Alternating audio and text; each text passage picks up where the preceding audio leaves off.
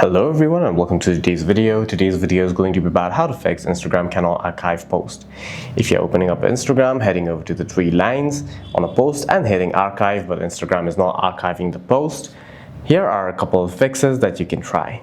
The first thing that you can try is head over to Play Store and search for Instagram and check if Instagram is updated to the latest version or not. If it is not, then you must hit the update button to update it to the latest version. You can also try heading over to your quick access toolbar, tapping on your power icon, and then restarting your device to see if that helps.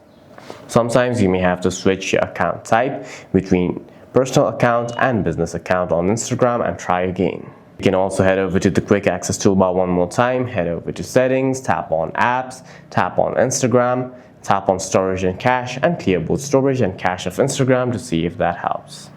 If all else fails, then you can also try using Instagram Web and logging out of your Instagram account and logging back in to see if that helps. For any further questions, please feel free to leave a comment down below.